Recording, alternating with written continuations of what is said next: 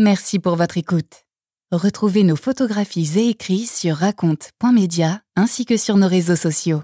Raconte est une création originale d'Anthony Dehé et Michel Bourgeois, du studio DB Création, spécialisé en design de marque et photographie. Vous avez apprécié cette rencontre? Partagez-la sur vos réseaux sociaux et laissez-nous une note sur votre plateforme préférée. Cela contribue réellement à la visibilité de Raconte. Une suggestion d'invité?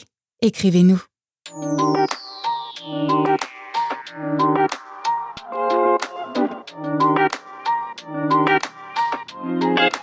Qu'est-ce qui va faire qu'une œuvre fait partie tout d'un coup du patrimoine et qu'elle devient quelque chose de rare et de très demandé? Ça, malheureusement, personne n'est en mesure de répondre, ni les artistes, ni les directeurs de musées, ni les galeristes, parce qu'en fait, personne ne sait qu'est-ce qui va devenir le patrimoine de demain. À Venise, beaucoup d'artistes finissent ruinés, en fait. Ah bon? Oui. Il y a même des artistes qui ont dû, je crois que c'est l'artiste du Salvador qui a dû revendre son lion d'or pour pouvoir payer ses dettes, quoi. Non, je pense que de toute façon, si on fait des œuvres pour plaire à quelqu'un, ça peut pas marcher parce qu'on fait une œuvre je pense que le plus important, c'est que les œuvres qu'on fasse nous plaisent à nous. Raconte la rencontre. Bonjour Martine Feipel, bonjour Jean Béchamel. Bonjour. Bienvenue sur Raconte. Merci. Merci. Est-ce que je pourrais vous demander de vous présenter en quelques mots? Que faites-vous? Qui êtes-vous? On est un couple d'artistes. Donc on est un couple dans la vie et dans le travail. Depuis 16 ans, on fait de l'art, des installations, des sculptures, de la céramique, des dessins, enfin différents médiums. On travaille surtout on a une pratique d'atelier, on peut dire, comme on voit ici. Donc on fait souvent les choses nous-mêmes, mais pas que. Et puis on aime bien expérimenter donc avec des médias très différents. Ça peut être de la vidéo, ça peut être de la robotique, ça peut être de la céramique. Donc voilà, on n'a pas vraiment comment dire, on a plusieurs médias de prédilection, mais on n'est pas spécialisé dans une chose. Est-ce qu'on peut dire un peu pour contextualiser où nous nous trouvons actuellement pour cet enregistrement? On se retrouve dans notre atelier qui est à Bruxelles et où on fait donc une grande partie de nos œuvres sont produites ici. Et je crois savoir que vous êtes luxembourgeoise et française, si je ne me trompe pas, c'est bien ça? C'est ça. Comment ça se fait que vous vous retrouvez à Bruxelles? Alors, en fait, on a habité dans pas mal de capitales. Martine, toi, t'as habité à Londres, à Berlin, à Strasbourg, un peu en Italie. Et Jean, il a habité... T'as habité à Copenhague, à Paris, puisque je viens de Paris.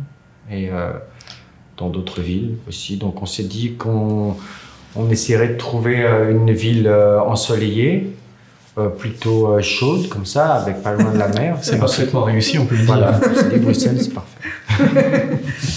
Non, mais on avait envie de s'installer dans un endroit où aucun de nous deux a vécu avant. Et puis on a fait un travail à Bruxelles, on a adoré Bruxelles aussi par ce mélange de cultures entre une culture latine et une culture nordique, plus avec la culture flamande, et puis du monde qui vit à Bruxelles, qui vient de partout, une scène artistique vraiment bien fournie. Donc on avait vraiment, voilà, on était tombés amoureux de Bruxelles, on s'est installé ici. C'est le fameux melting pot bruxellois, comme on dit, voilà, qui vous a séduit en fait. Ouais. Oui, puis il y a quand même une communauté d'artistes ici qui est assez importante, donc on peut confronter nos idées avec d'autres gens aussi. Vous faites ça souvent? Ouais, on a même fait un bar clandestin pendant le Covid ici avec des... Dans l'atelier?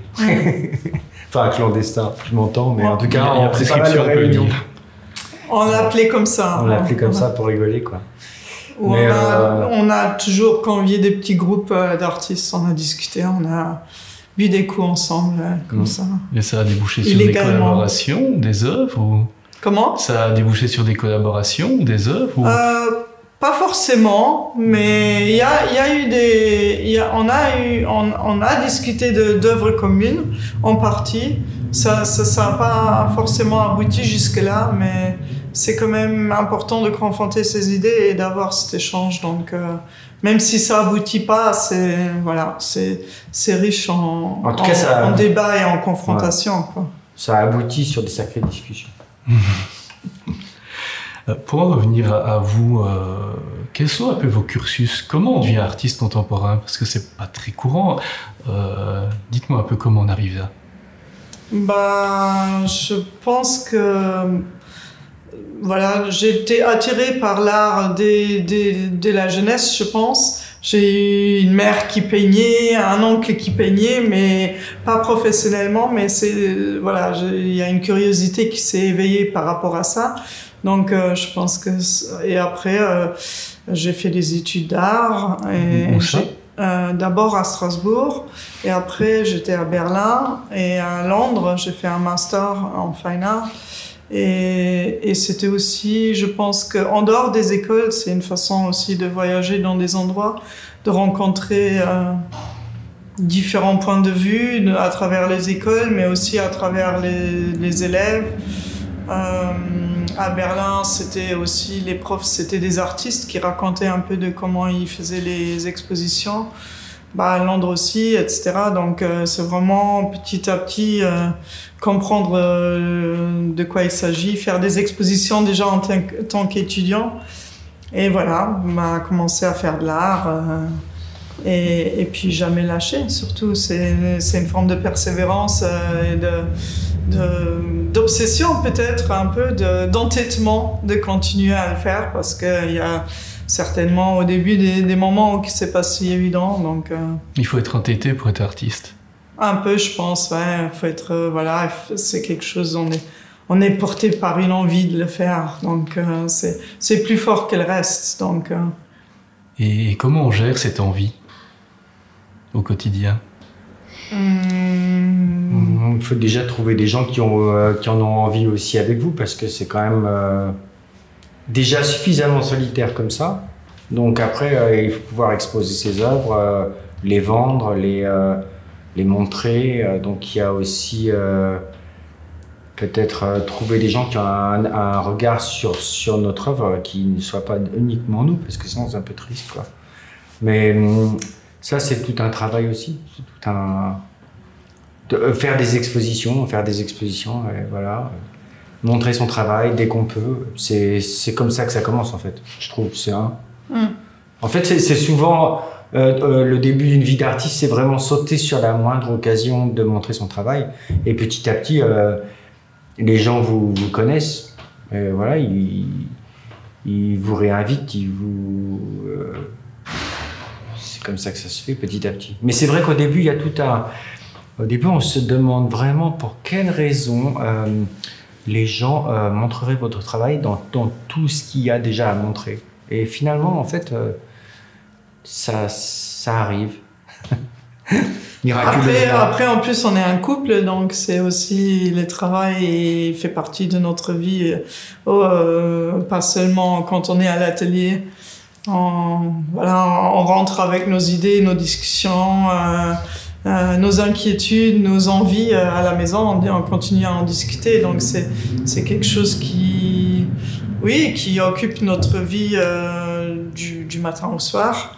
Mais c'est aussi passionnant parce qu'on fait un travail où on réalise nos rêves. Donc c'est quand même une chance.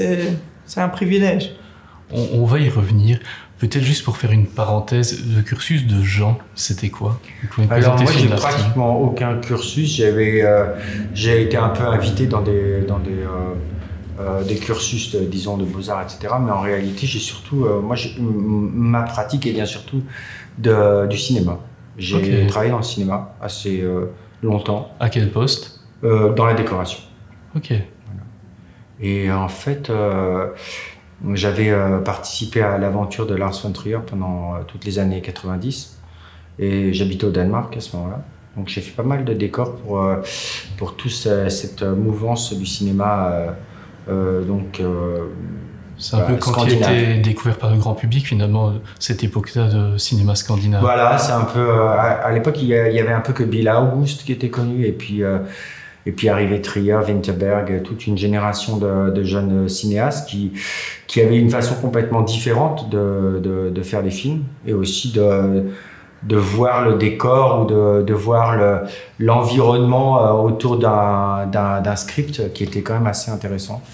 Et voilà, j'ai eu la chance de participer à ça. Donc ça m'a permis aussi peut-être d'avoir une approche de ma pratique en tant qu'artiste qui était très portée sur la scénographie, sur l'espace, sur l'environnement dans lequel on était, etc., qui était peut-être moins de l'ordre de l'objet ou de l'ordre de la peinture, par exemple. Même si jamais tout ça, c'est des choses qui se rejoignent. Oui, parce qu'on verra peut-être un peu plus loin, vous êtes multidisciplinaire, on peut dire ça, vous n'avez pas un médium sur lequel vous êtes arrêté, vous avez plusieurs médiums, plusieurs matières, etc. Je pense qu'on va en parler un peu plus loin. Ouais. Mais pour revenir au côté première fois, vous vous êtes rencontrés comment? Alors, on s'est rencontrés dans une fête. Et voilà, donc on est tombés amoureux. On a d'abord été donc amoureux l'un de l'autre. Et dans nos discussions des premiers jours, des premières semaines, à travers nos discussions, on a inventé des projets ensemble. Et au bout d'un mois, on a fait la première œuvre ensemble qui s'appelle Peste et choléra, Jean et moi. Et c'était très optimiste à l'époque. Hein. Oui, voilà. Je pense que c'était très électrique.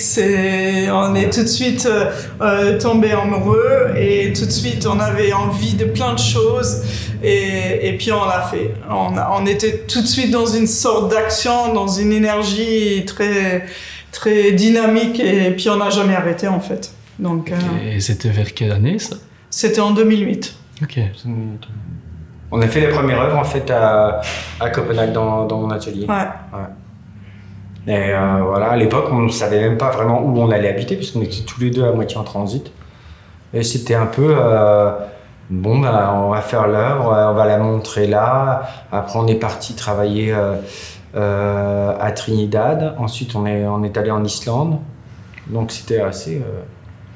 On a fait plein de voyages ensemble, on a un peu travaillé aussi dans le cinéma ensemble, mais assez rapidement on a quand même donné la priorité à l'art, et puis on a eu plein d'expositions, de projets, et puis ça s'est enchaîné, on n'a jamais arrêté. Ça a dû être une nourriture intellectuelle formidable, tous ces voyages dans tous ces lieux et toutes ces rencontres. Oui, c'est vrai, parce qu'aussi, comme l'a déjà dit aussi Jean, on est des curieux de l'espace,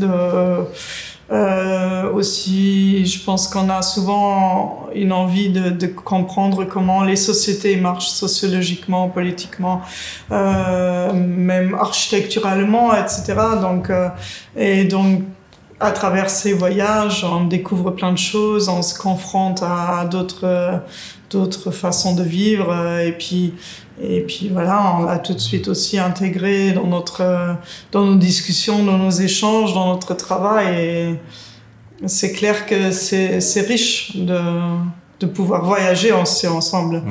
Et le fait de travailler ensemble, c'est aussi de faire tous ces voyages ensemble et d'être immédiatement dans un échange autour. Ouais. Donc, on a quand même travaillé dans beaucoup de ces pays. Donc c'est aussi assez différent que juste voyager parce que on a quand même été confrontés à la scène locale, aux artistes. Ouais, la scène locale avec des gens qui vivaient sur place et enfin c'était quand même d'assez longues périodes. C'était pas juste des voyages de 3 semaines. Oui, c'était des voyages de 3 mois. Donc c'est déjà une autre façon de vivre ces espaces. Vous étiez dans des ateliers ou comment pratico-pratique vos voyages? Vous étiez en résidence, atelier?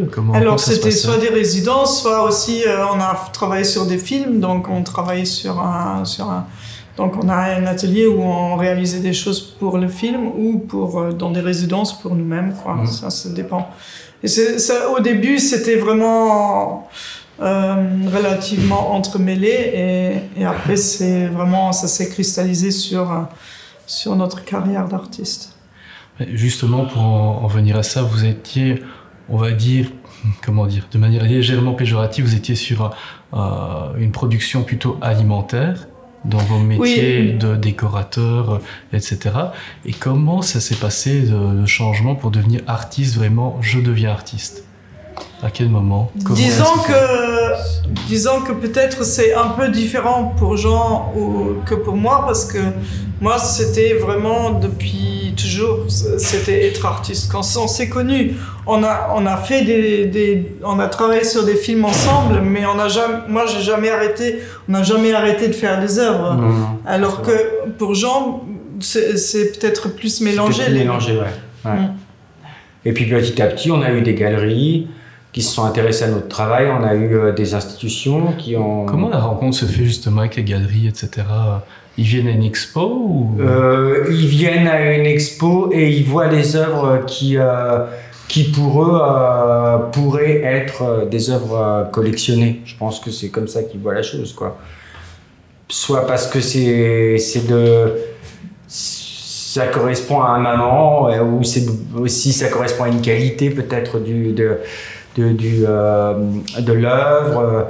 Je sais pas trop, mais en tout cas, ce qui est certain, c'est que on n'a pas, nous, fait une démarche vraiment vers les galeries. C'est plutôt les galeries qui sont venues et qui nous ont demandé de travailler avec nous, parce que ce qui se passe souvent, c'est que eux, ils sont submergés d'artistes, on peut dire, et donc c'est un peu eux qui font le tri, en fait. C'est un peu...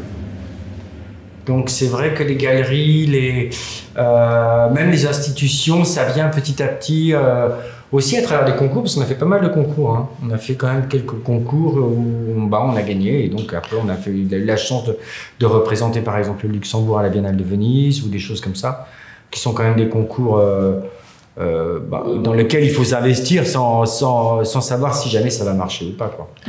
Et comment vous y prenez pour participer à un concours? C'est des cahiers des charges, vous scrutez un peu ça et puis vous dites tiens, ça c'est compatible avec notre approche?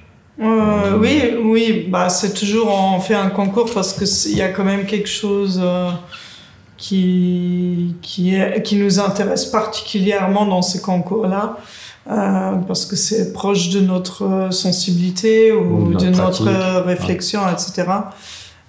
Donc, on n'en fait peut-être pas tant que ça quand même des concours, mais de temps en temps.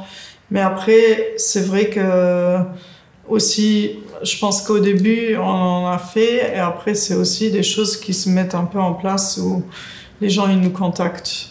Et bon, c'est un mélange. Mais ouais. Vous venez de parler justement de la Biennale de Venise où vous avez représenté le Luxembourg. C'est un événement majeur sur la scène mondiale de l'art contemporain. Ça change tout dans une carrière ou pas tant que ça? Oui, ça change parce que d'abord c'est quand même... Disons, on a fait la Biennale de Venise en 2011. On avait tous les deux depuis des années une pratique artistique. Mais on était un couple d'artistes depuis 3 ans. Et donc, on était connus dans un certain milieu, mais le fait d'être à Venise, ça crée une visibilité vraiment mondiale. Il y a quand même des gens du monde entier qui viennent voir la Biennale, donc, et ça, on n'en aura pas profité en montrant notre travail là où on l'a montré avant, c'est-à-dire au Luxembourg, en Belgique, ça donnait tout de suite une ampleur plus vaste quand même à notre travail. Et puis c'était un succès. Oui, en fait. C'est quand même, on a eu vraiment un vrai retour avec beaucoup d'articles, beaucoup de demandes après, donc ça nous a tout de suite positionné quelque part. Donc après c'est aussi une suite de continuer. Après, il fallait continuer. Ce qui n'est pas évident. Parce qu'en fait, la Biennale de Venise, c'est un événement majeur, mais qui n'est pas un événement commercial. Donc après, il faut trouver un moyen de rebondir, de pouvoir en vivre après. Ce qui n'est pas évident, parce que la Biennale de Venise, beaucoup d'artistes finissent ruinés, en fait. Ah bon? Oui. Il y a même des artistes qui ont dû, je crois que c'est l'artiste du Salvador qui a dû revendre son lion d'or pour pouvoir payer ses dettes, quoi. Et en fait, c'est vrai que c'est un peu le problème des grandes manifestations comme ça, c'est que c'est pas du tout destiné à commercialiser des œuvres. Donc après, il faut trouver un moyen de rebondir, de trouver des gens qui vont vous inviter à d'autres choses, etc. tout de suite, parce que et si jamais on a la chance que ça marche, c'est bien, quoi. C'est vraiment une bonne chose, quoi. Et là, c'est plus la rencontre avec le marché de l'art, des galeristes, des marchands qui doit se faire. Oui, et aussi les institutions, parce que les institutions comptent aussi énormément. Hein. Il ne faut pas rencontrer que le marché de l'art dans une carrière d'artiste, c'est un peu de... Faut les deux pour vivre. Quoi. C'est toujours pareil, parce que c'est un peu... les institutions, elles ont ainsi un rôle important dans l'art. Hein. C'est quand même elles qui vont investir dans des grandes productions et puis qui vont montrer aussi à un public beaucoup plus large que le marché lui-même. Donc ça, c'est important. Peut-être un public beaucoup plus hétéroclite que ne l'est le marché des foires et des galeries. C'est quelque chose qui vous tient à cœur de toucher des gens qui ne sont pas de prime abord clients d'art contemporain? Oui. Nous, quand même, dans notre travail, d'abord, on adore faire aussi des installations ou des œuvres qui répondent à un contexte et qui est vraiment dirigé à un public. Donc ça c'est vraiment, je pense, l'essence de notre travail, c'est aussi le travail avec les lieux. On a fait quand même beaucoup d'œuvres aussi dans l'espace public et souvent aussi une façon dans notre œuvre d'intégrer le public dans nos œuvres. Donc c'est important que de pouvoir aussi toucher les gens qui vont peut-être pas avoir des musées. Voilà, ouais. C'est vrai qu'il y a un côté assez ludique dans votre travail. Ce sont des œuvres que l'on peut toucher, parfois même monter dessus. Je parle des œuvres extérieures, etc., les grands formats. C'est pas une œuvre qui est dans un musée derrière une vitrine blindée, quoi. Ouais. Le public peut avoir vraiment une connexion au sens propre du terme avec vos œuvres. Oui, parce que je pense qu'aussi, pour nous, c'est important que ce soit pas seulement une expérience intellectuelle et conceptuelle par rapport à l'œuvre, mais aussi une expérience physique et visuelle, donc, mais physique aussi, et puis ce rapport social au public. Qui nous est cher, oui, on a fait des œuvres qui peuvent aussi servir d'assises, ou on a fait des œuvres comme les brutalistes qu'on a fait, qui sont installés de façon définitive à Nantes, et c'est des grandes sculptures en béton et en pierre de lave émaillée, mais à l'intérieur des sculptures, il y a des fours à pizza. Et c'était vraiment pensé pour que les gens du quartier se réunissent autour de ces œuvres et ils font des pizzas, et il y a un partage, il y a aussi une inclusion sociale par rapport à ce travail et une convivialité qui se crée dans le quartier. Et du coup, c'est une façon aussi de désacraliser une œuvre qu'on ne peut pas toucher, mais qui sert au quotidien, qui devient en fait part du quotidien. Et qui met aussi l'homme au centre de cette attractivité autour de l'œuvre. Et c'est pas du coup seulement une œuvre contemplative, ça peut l'être aussi parce que c'est une sculpture, c'est aussi une forme plastique qui est développée, qui nous est chère, qui fonctionne en tant que juste sculpture. Mais c'est aussi important, du coup, c'est intéressant de basculer dans quelque chose où ça devient vivant, il y a du feu aussi sur la place, on met des bûches, et du coup, c'est vraiment, ouais. On se rapproche un petit peu du design industriel, un peu, en faisant ça. Oui, c'est peut-être pas du design, mais oui, ça se rapproche dans un sens du design, mais... Mais de toute façon, c'est pas non plus des œuvres qu'on va, reproduire à l'infini, quoi. Donc cette expérience-là à Nantes, ça sera une autre expérience à Bastogne, une troisième à Toulouse où on fait une station de métro. À chaque fois, c'est des idées assez différentes en fait, mais toujours tournées vers le public. Mais c'est pas une série de choses qui vont être tournées vers une grande production, quoi. Et quand c'est comme ça, vous rencontrez les habitants des quartiers dans lesquels va finir l'œuvre? Ouais. Il y a un échange qui se fait? Comment ça se passe? Souvent, il y a un échange. On a travaillé avec les enfants du quartier pour décider un peu justement de la forme et de la couleur de l'œuvre. On avait fait tout un camp de vacances avec eux. À Toulouse, là c'est vraiment un dialogue avec déjà les gens qui construisent le métro, parce que là on vient complètement en amont de la construction du métro, c'est-à-dire qu'en fait on a travaillé sur la station avant même qu'elle soit construite, qu'elle sorte de terre. Et donc là on pouvait vraiment modifier un peu la construction elle-même du métro, un peu dans la mesure où c'était... Oui, non, quand même, parce qu'on a eu vraiment un échange avec les architectes, parce que le bâtiment, il n'était pas encore dessiné, donc c'est-à-dire il était prédessiné, mais il n'était pas fini, donc on a fini les cahiers de charges en même temps que les architectes, et ça c'était intéressant dans le dialogue de pouvoir vraiment implémenter du coup l'œuvre en échange avec les architectes. Et puis nous on a travaillé justement sur toute la fréquence des métros. Donc l'œuvre qui est un bas-relief, elle va être en mouvement à chaque fois un petit peu avant que la rame arrive dans la station, pour signaler en fait son arrivée imminente de chaque côté. Donc ça c'est tout un travail aussi sur le mouvement, sur ce côté justement très erratique du métro, très comme ça quotidien, avec des mouvements dans la sculpture elle-même. Voilà. C'est une œuvre interconnectée sur le système du métro. Donc, ça amène une question que je vais vous poser par rapport à l'IA. On n'arrête pas d'en parler en ce moment. Est-ce que c'est quelque chose que vous pensez utiliser dans votre pratique artistique un jour? On l'utilise dans le mouvement.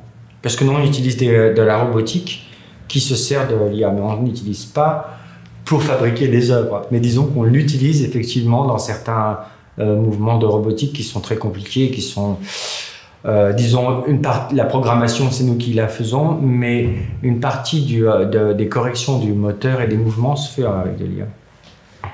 Ce qui est d'ailleurs assez compliqué. Ouais.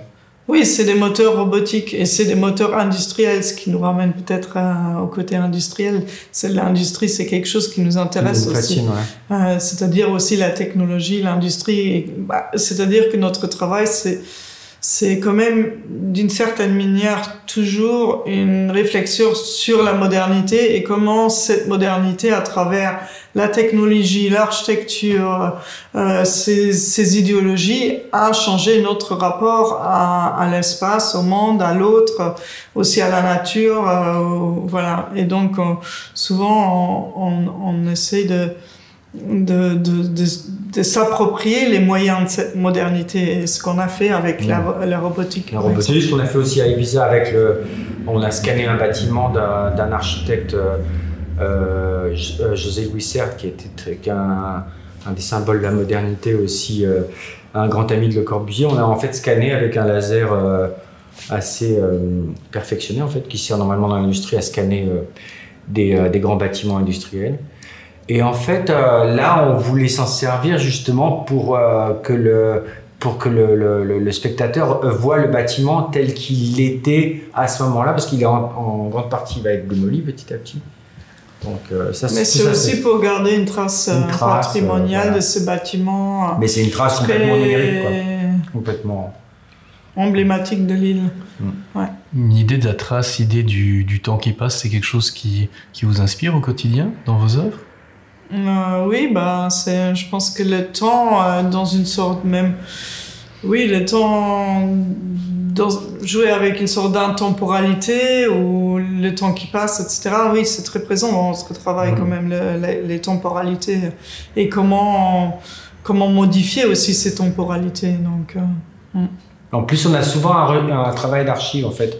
Parce que, par exemple, quand on avait fait tout le travail sur les grands ensembles et les logements sociaux, on avait essayé d'aller vers les plans de l'époque, qui étaient des plans avant AutoCAD. Donc, c'est très curieux de s'imaginer. Comment ? En papier, voilà, des plans papier. Ce qui est assez curieux quand on imagine les grandes cités des années 70-80, ont en fait pas été dessinées par ordinateur. Hein. Et alors, on a eu accès à ces archives, donc, qui nous ont été exceptionnellement ouvertes et qui sont des archives de dons des architectes. Les architectes de ces années 60, 70, début des années 80 sont maintenant à la retraite et ils donnent volontairement leur fonds de dessins et de documents à cette bibliothèque. Et donc c'est très intéressant parce que c'est vraiment le projet brut de qu'est-ce qu'était un projet d'habitat social dans les années 70, comment il a été dessiné. Là, on en voit. Là, c'est pas du tout quelque chose de... Il y a des grandes notions sociologiques et de l'époque aussi, historiques. Oui, c'est quand même une utopie. Et c'est peut-être aussi pour ça qu'on avait envie de retourner au début de cette modernité, parce que vraiment la modernité qui contient encore ce rêve d'un meilleur monde possible à travers ces nouvelles architectures, etc. Donc c'est vraiment une utopie et ça se retrouve dans ces bâtiments, dans ces dessins des bâtiments, etc. Donc c'est ça qui nous a beaucoup fasciné pour l'œuvre Un monde parfait qu'on a fait après. Et en plus, pour nous, c'était un peu la première fois dans l'histoire qu'on était face à du monumental fait pour la classe populaire, en fait. Parce qu'en fait, il n'y a pas vraiment d'architecture monumentale pour les classes populaires avant. Il n'y en a pas d'exemple. Les petites maisons ou les petits immeubles de 3 étages, c'est pas réellement monumental, mais une barre d'immeuble, quand c'est reproduit de façon sérielle avec 4000 logements, ça a quand même quelque chose de, même on peut dire politiquement un peu effrayant. Et d'ailleurs c'est ce qui s'est passé, parce que politiquement ça a été vraiment des endroits très vilipendés.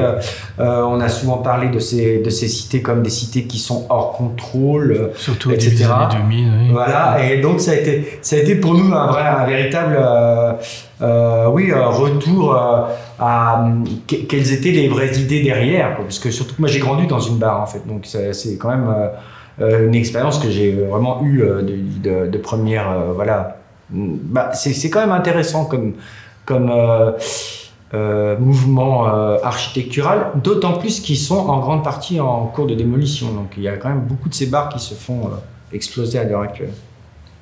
Raconte la forme avec le fond. On vient de parler en détail de ce qui vous inspire, entre autres.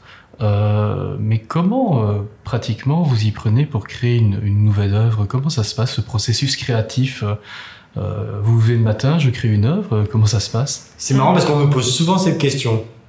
Et en fait, c'est un peu difficile à répondre parce que en fait, c'est vraiment un processus étrange où on discute d'un projet, on revient dessus, c'est quand même souvent ça part quand même d'un sujet qui nous passionne, quelque chose.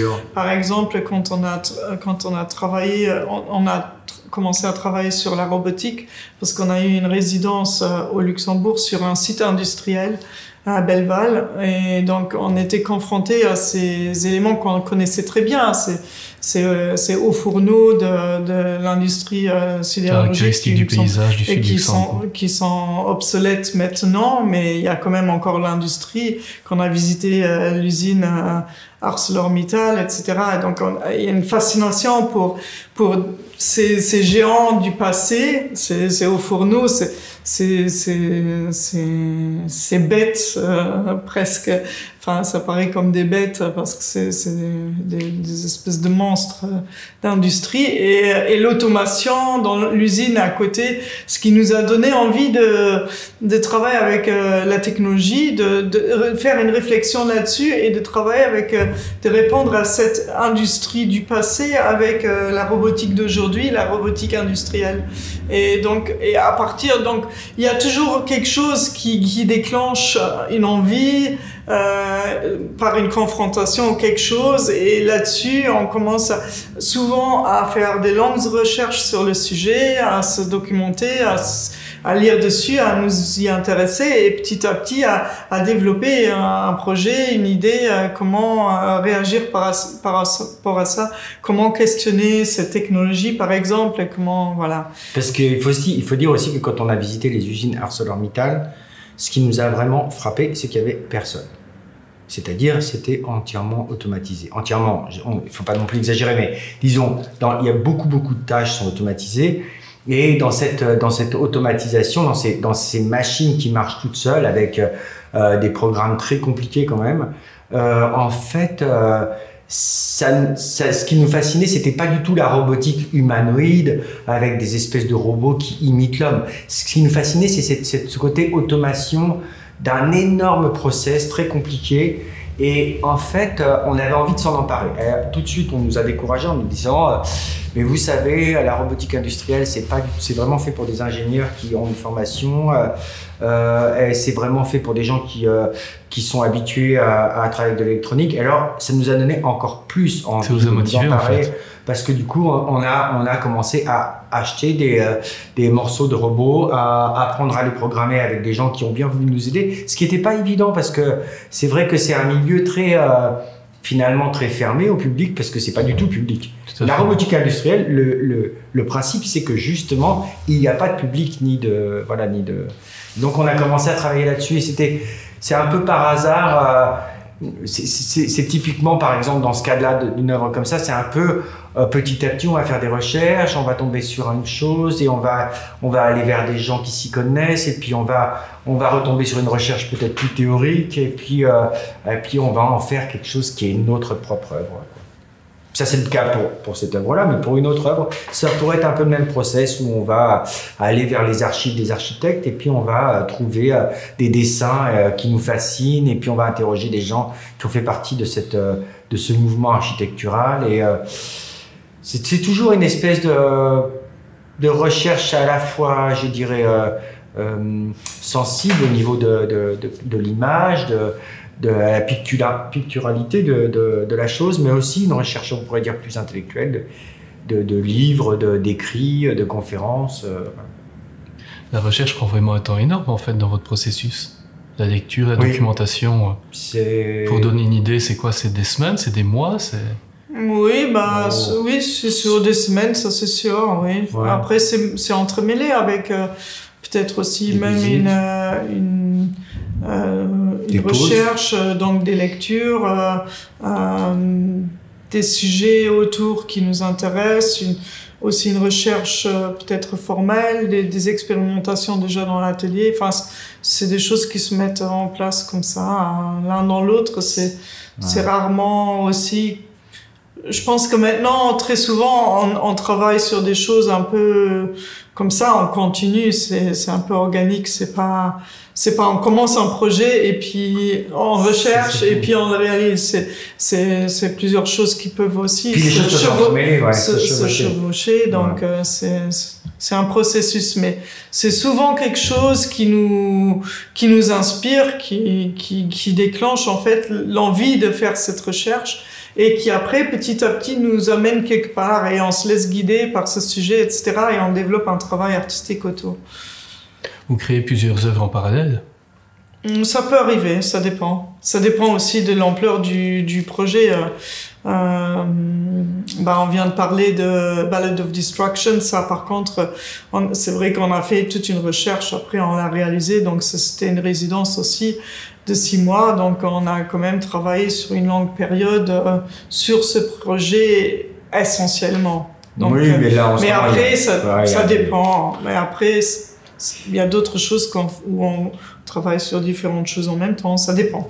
Puis il y a des choses qu'on laisse un peu de côté, parce on sent qu'on est arrivé peut-être au bout de ce qu'on pouvait faire avec, et puis on revient dessus quand même. En stand-by. On revient sur des choses, même des sujets qu'on s'est éloigné, puis après on revient dessus. Enfin, de toute façon, voilà, ça fait partie d'un tout. C'est pas si tranché. Justement, ça a amené une des questions que j'avais ici. On imagine toujours les artistes, des gens pas pressés, un peu rêveurs et tout ça, je caricature à peine. Mais quand vous faites des commandes justement pour des institutions, des domaines publics, etc., on vous donne des designs, des cahiers des charges, c'est ultra carré en fait. Pour des commandes publiques, par exemple, il y a vraiment des cahiers de charges relativement sévères. Et définis. Donc, mais après, ceci dit, on propose un projet. Après, donc c'est une ébauche d'un projet. Après, s'il est pris, il y a quand même pas mal de temps pour le développer, pour peut-être le rediriger, le développer, l'améliorer ou le continuer. Donc après, on est toujours un peu libre de notre emploi du temps. Après, c'est sûr aussi qu'on doit quand même répondre à des délais.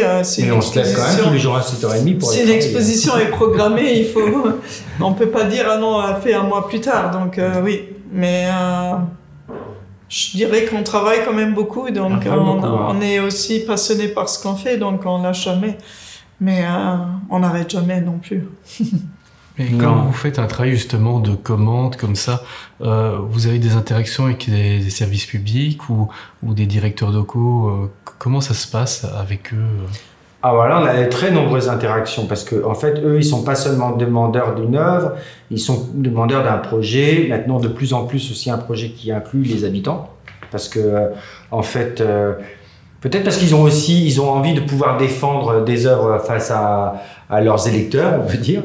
Donc, on a de plus en plus, on est de plus en plus confronté à une demande des services publics participatif. De participatif, voilà. De participatif, mais c'est un bien grand mot parce que, en fait, on ne demande pas que le public vienne participer à l'œuvre, mais en tout cas, ils demandent à être consultés, ils veulent avoir leur mot à dire, ils sont aussi présents parfois dans même l'œuvre, parce que dans le cas de Nantes, ils sont présents dans l'œuvre. Enfin, c'est tout un travail. Ça, c'était une volonté de notre part, mais qui n'était pas une volonté d'ailleurs du demandeur d'ordre. Mais c'est vrai qu'il y a des endroits aussi. Comment faire œuvre dans un endroit qui est parfois hostile ou qui est pas évident à vivre. Comment rendre cet endroit différent, en fait. On peut se demander ça comme artiste. Moi, je trouve quand même qu'on a la plupart du temps une carte blanche parce que il y a les œuvres dans l'espace, il y a les commandes publiques, ça c'est un appel à projet, mais ça c'est juste une petite partie parce que d'ailleurs Nantes c'était pas le cas, mais c'était à travers le voyage en Nantes et on avait carte blanche, et quand on travaille avec des institutions pour une exposition dans un centre d'art, dans un musée, on a carte blanche, et après il s'établit un échange avec le curateur de l'exposition, avec aussi du coup l'équipe pour mettre le projet en place, mais il y a personne qui se mêle quand même du projet. Et quand on fait des expositions dans les galeries, c'est pareil, il y a certes un échange, mais on a quand même toujours carte blanche de faire ce qu'on veut. Il n'y a jamais personne qui est intervenu dans le travail créatif. Après, non. On n'a jamais eu de cas où on est dit, c'est pas du tout le sujet, parce que le sujet, ou alors c'est pas du tout ce qu'on avait cru, ou non, ça n'est pas arrivé encore. Non, c'est plus dans une idée d'échange, je pense que, ouais. Après, il y a quand même il y a quand même un budget, donc c'est aussi pas infini, et puis il y a quand même aussi une temporalité, c'est-à-dire qu'il faut que ce soit prêt le jour de l'exposition, quoi. Vous venez de parler de budget. Comment on fixe le prix d'une œuvre? C'est peut-être une question un peu touchy dans le milieu d'art, mais comment on peut définir cette œuvre vaut 1000, 100, 100 000, 1 million, je sais pas. Bah ça c'est un peu Jamais? Vous êtes consulté ou? Non, on définit nos prix, mais après c'est aussi une question de comment l'œuvre elle évolue dans un marché. Ça, je sais pas. J'aurais pas vraiment une réponse. Qu'est-ce qui va faire qu'une œuvre fait partie tout d'un coup du patrimoine, et qu'elle devient quelque chose de rare et de très demandé? Ça, malheureusement, personne n'est en mesure de répondre, ni les artistes, ni les directeurs de musées, ni les galeristes, parce qu'en fait, personne ne sait qu'est-ce qui va devenir le patrimoine de demain. Enfin, je veux dire, nous, on fait l'œuvre aujourd'hui. Qu'est-ce qui va faire ensuite qu'elle va prendre une énorme valeur? Alors là, c'est un grand mystère. C'est quelque chose qui vous tracasse ou pas du tout? Non. C'est pas vraiment quelque chose qui nous tracasse. On fait de l'art aujourd'hui. On n'est pas... Après, Ce qui nous tracasse, c'est qu'on fasse des œuvres et qu'on puisse en vivre et qu'on puisse continuer à réaliser nos œuvres. Donc, c'est-à-dire d'avoir les moyens pour faire ce qu'on a envie de faire. Après, on n'est pas... je pense qu'on n'est jamais trop en train de se questionner comment faire pour qu'une œuvre monte en valeur ou pour qu'elle soit l'œuvre de demain, je sais pas. Mais pas Pierre à tout prix, en fait. Par rapport au prix, Non, Pierre à tout prix. Plaire à tout prix. Plaire à tout le monde. Non, ça parce marche que... pas mieux que de pas plaire à tout prix, hein. Non, je pense que de toute façon, si on fait des œuvres pour plaire à quelqu'un, ça peut pas marcher parce qu'on fait une œuvre je pense que le plus important, c'est que les œuvres qu'on fasse nous plaisent à nous.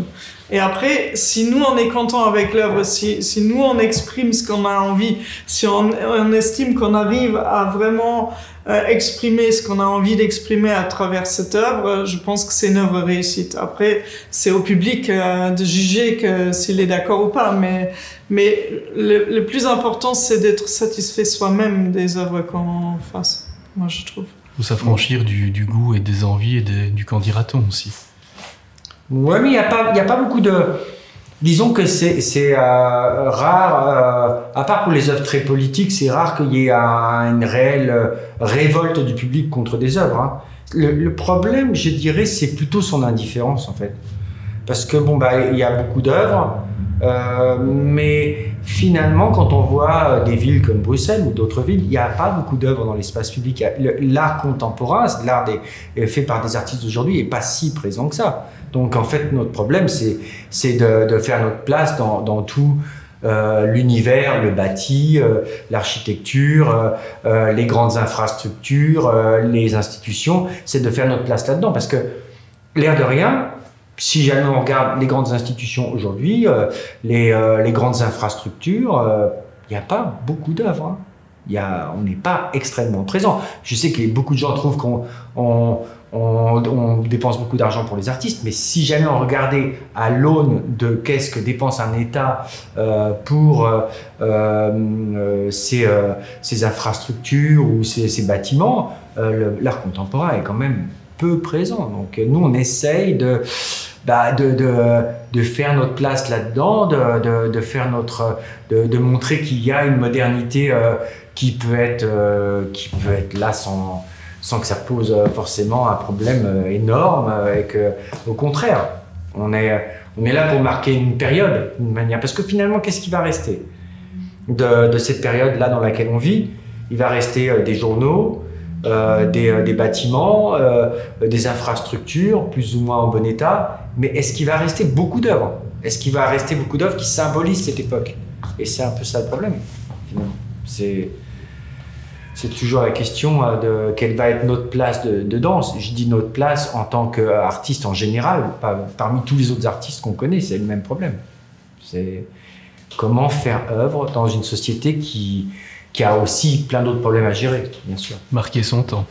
Comment? Marquer son temps. Marquer son temps, et puis, aussi le retranscrire, parce qu'en fait, qu'est-ce que c'est qu'une œuvre du 19e siècle sur une place publique? C'est une œuvre qui exprime qu'est-ce qu'était le 19e siècle. Donc, elle a aussi une façon de raconter l'histoire de ce moment-là, quoi. Donc, voilà. Raconte, où chaque format donne vie à une histoire. Comment s'est passé la première fois où vous avez vendu une œuvre? Vous en rappelez? Ouais. Je sais pas si je me rappelle la première œuvre qu'on a vendue, je sais pas. Mais qu'on a vendue, ouais, c'est difficile à dire.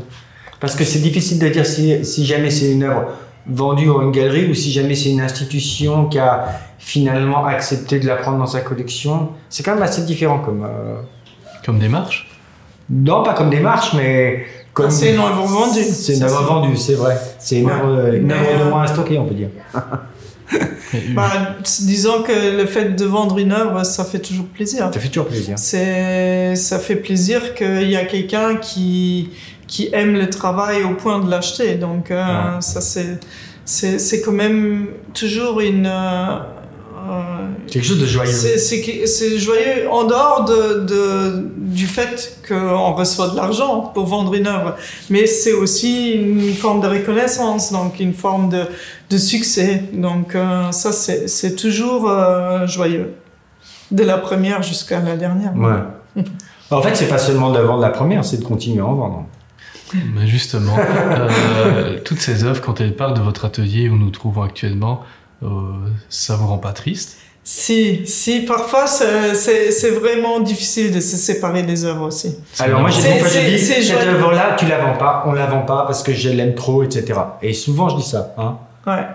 Vous avez une petite collection privée alors que personne... Non, en fait, non. En fait, on a des œuvres de nous quand même, mais c'est vrai que il y a quand même des œuvres qu'on vend malgré le fait que c'est difficile de s'en séparer, et puis c'est toujours un peu comme une part de nous-mêmes qui part. C'est comme donner son bébé à quelqu'un. Donc il y a toujours, on espère qu'il est bien soigné, le bébé, que l'œuvre est en de bonnes mains et qu'elle sera respectée. Mais oui, c'est parfois. C'est parfois dur de se séparer. Mais c'est pas grave parce que du coup, on peut en acheter d'autres à d'autres artistes. Parce qu'on a aussi notre petite collection, faut pas croire. C'est une dynamique. Comment ? C'est une dynamique. Ouais, et puis c'est vrai que même nous en tant qu'artistes, moi je trouve ça vraiment joyeux d'acheter une œuvre à un artiste, d'aller dans une exposition et de pouvoir dire j'aimerais vraiment bien acheter cette œuvre et je vais l'acheter, voilà. Et le fait de vendre une œuvre, ça motive aussi dont on a du mal à se séparer, ça motive de faire une autre œuvre qu'on aime autant ou même plus. Donc, c'est tout à fait une évolution. Ouais. On en parlait justement avant l'interview. Ici, c'est votre atelier, mais vous ne vivez pas ici, vous vivez ailleurs. C'est un choix délibéré pour une coupure vie privée, vie professionnelle? Oui, disons que c'est peut-être pas tout à fait un choix délibéré, mais c'est pas plus mal parce que je pense que déjà on est un couple qui travaille ensemble, donc on ramène quand même notre travail chez nous malgré tout. Il faut dire aussi que chez nous, dans notre appartement, on a une pièce qui est le bureau où on dessine et où on travaille sur l'ordinateur, où on réfléchit, on lit, on fait des recherches. Donc il y a déjà une forme d'atelier aussi intégré à la maison. Mais c'est parfois bien aussi de pouvoir fermer une porte, marcher, arriver à un autre lieu, hein, donc avoir cette espèce de séparation, de respirer entre ou de rentrer chez soi et d'être baigné dans une autre ambiance. Ceci, ce serait de toute façon impossible de vivre dans le même espace vu qu'on est quand même surtout des sculpteurs, céramistes, il y a beaucoup de poussière, etc. Donc ce serait impossible. C'est bien de respirer un peu. Il faudrait déjà que la maison elle soit sur un autre étage ou à côté, Et vous avez dit, vous faites tout en duo. Vous avez déjà eu des envies de faire un truc en solo?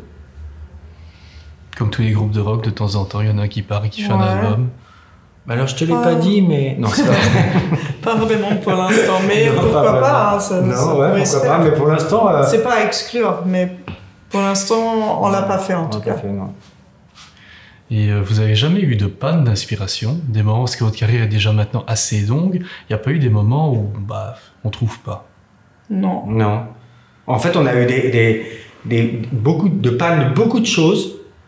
Par exemple, manque de moyens, manque de temps. Pour les matériaux? Ou surtout manque de temps, je trouve. Mais en fait, le nombre de choses qu'on a envie de faire... C'est plutôt le contraire, en fait. Il y a trop de choses à envie. C'est assez problématique, en fait. C'est ça. Et en plus, on a quand même... on a aussi des projets qu'on a développés, qu'on a dessinés, qu'on a écrits et qu'on n'a jamais réalisés. On n'a jamais eu le temps de faire. Donc on a en plus des petits projets dans les tiroirs que peut-être un jour ils vont se faire, mais peut-être aussi pas. Ce seront toujours des projets inachevés peut-être, mais c'est-à-dire que parfois j'ai l'impression qu'on n'aura pas le temps de faire toutes les choses qu'on a envie de faire. Donc c'est plutôt ça. Vous n'avez jamais eu envie d'avoir une sorte de factory avec des gens qui viennent travailler avec vous? Ah non. C'est-à-dire qu'on a quand même des assistants de temps en temps. On n'a pas des assistants en continu. C'est selon les projets, selon la difficulté du projet, etc. Et aussi, il y a parfois des choses qu'on fait quand même faire. Quand c'est de la fonderie ou des choses comme ça, on n'est pas capable de faire ça chez nous. Mais je pense que le fait d'avoir beaucoup de gens qui t'attendent à l'atelier, nous on aime bien le faire. C'est important pour nous d'être impliqués dans le travail et je pense qu'il y a une espèce de pression. Enfin, ça devient industriel. Du moment où il commence à y avoir trop de gens, je pense qu'on perd un peu le lien à l'œuvre. Et je trouve que on devient des organisateurs. Je trouve que c'est une autre forme de travail. Et personnellement, enfin moi et Jean aussi, on trouve que c'est important de garder le rapport à l'œuvre. Donc ça peut être avec bien sûr de l'aide de temps en temps parce que c'est difficile de faire vraiment tout. Comme on dit, on a parfois aussi l'impression de ne pas avoir assez de temps, mais je pense que c'est important d'avoir toujours garder ce rapport à l'œuvre. Oui, puis faire de l'organisation, parce que quand on commence à avoir un atelier, d'arriver le matin et d'organiser les tâches et tout ça. Ça devient une entreprise en fait, puis un atelier. Oui, alors en plus comme artiste c'est risqué parce que ça veut dire aussi produire tout le temps des grandes œuvres et les vendre. C'est quand même ça devient vraiment autre chose. Ça met dans une pression de production et de vente qui est assez. On aime bien garder une certaine liberté avec ça.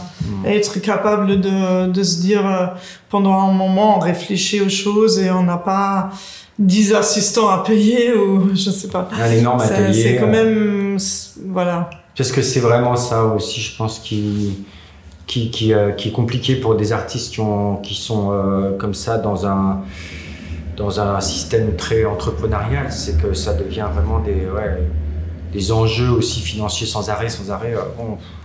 Je pense que c'est une question de liberté, vraiment. Je pense qu'on aime bien être libre de décider comme ça, voilà, combien d'œuvres on fait, comment on les fait, de pouvoir expérimenter, de pouvoir prendre le temps par moment de réfléchir. D'ailleurs, même quand il y a des assistants, on expérimente. Parce que la dernière assistante qui était ici, on a expérimenté avec elle des choses qu'on ne savait pas du tout faire. Donc elle était un peu, des fois... Bon.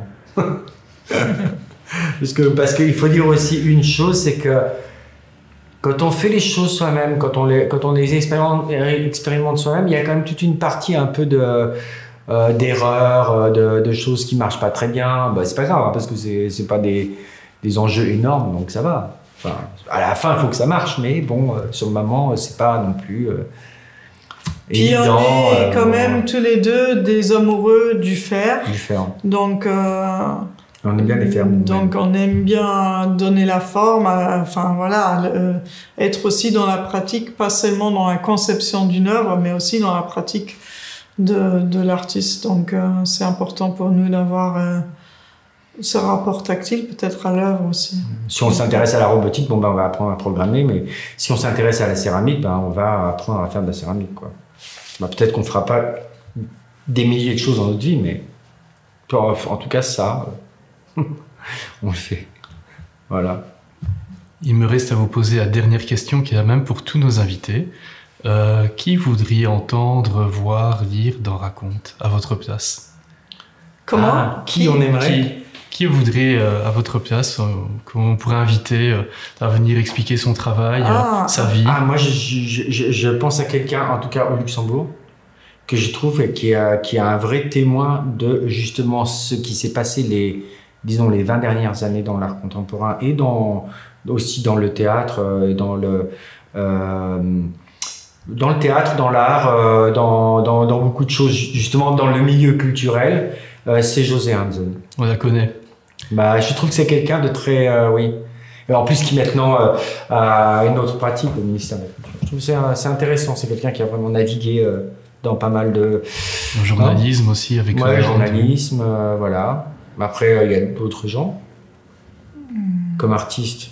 Mais, ça peut être autre chose que la profession d'artiste. Ah oui, ce que vous voulez.